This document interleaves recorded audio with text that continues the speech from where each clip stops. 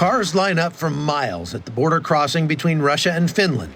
That's because this Nordic country is one of the few places left that will allow Russians to enter.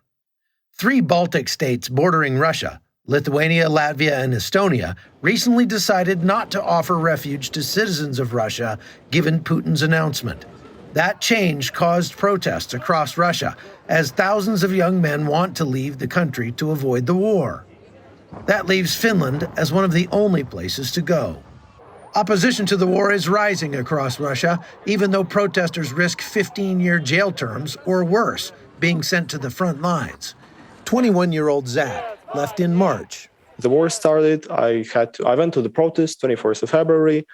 At one point, 6 policemen were chasing me, and then I just left Russia in a week. And since recent events, I'm so happy I left. That move isn't only a cause for concern among Russian men.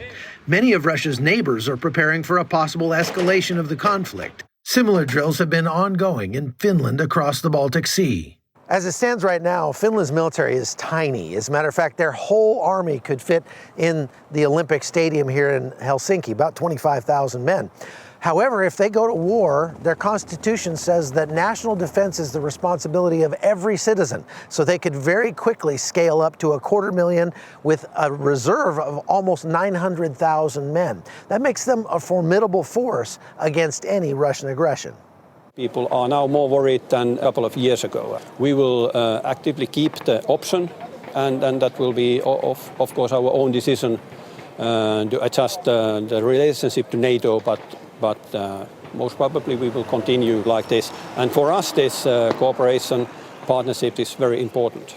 We've been the partners with NATO already since 90s, and also been very active with different operations in Balkans and the last years in Afghanistan. And now we are preparing to participate also other operations. So there is a long history of developing the interoperability and doing the cooperation with NATO.